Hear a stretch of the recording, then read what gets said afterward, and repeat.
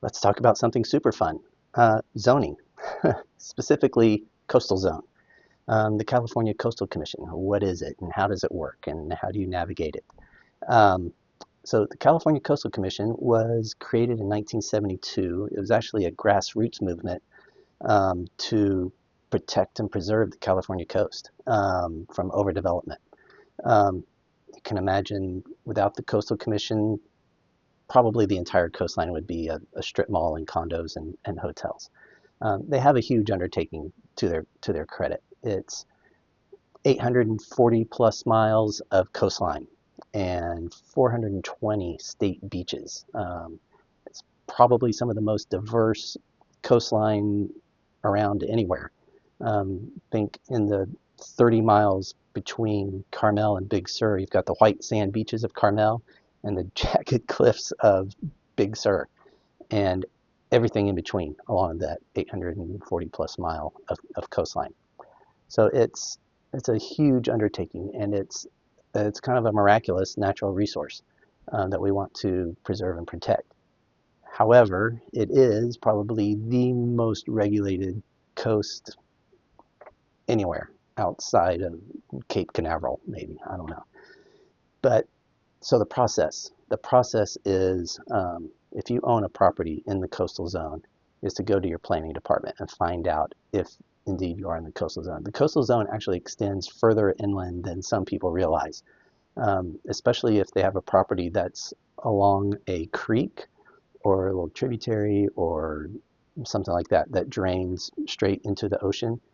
It's likely that that property is still under the coastal zone because it attaches by water to the ocean. So what we want to do is go to the planning department.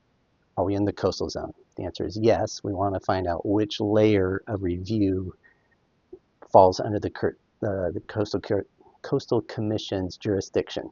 That's a mouthful. Um, so there's layers to the coastal zone. It's like peeling layers of an onion, and it definitely makes your eyes water.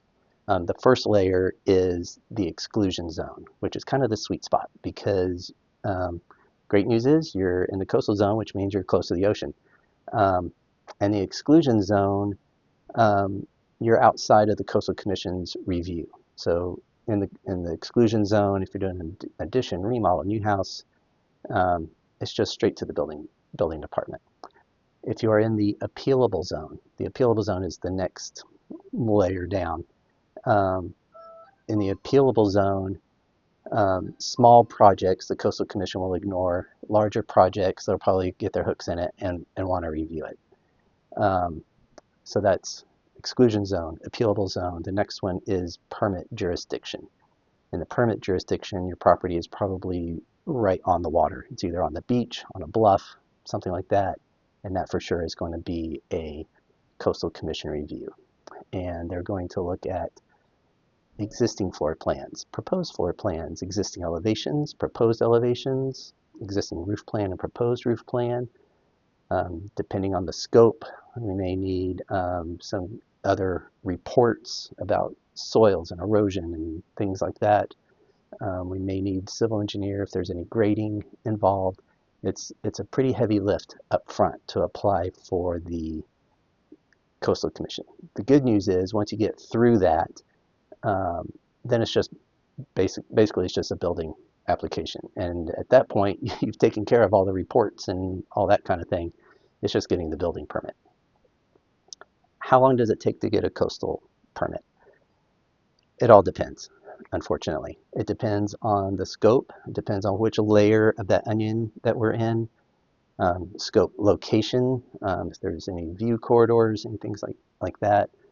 Um, but the simplest coastal application takes 4 to 6 months. The most complicated takes a mind-numbing amount of time. It's years potentially for super complicated, right on the bluff, things like that, um, and anywhere in between. So if you've been through the process, let me know. I'd love to hear from you. I'd love to hear your thoughts and how it went for you.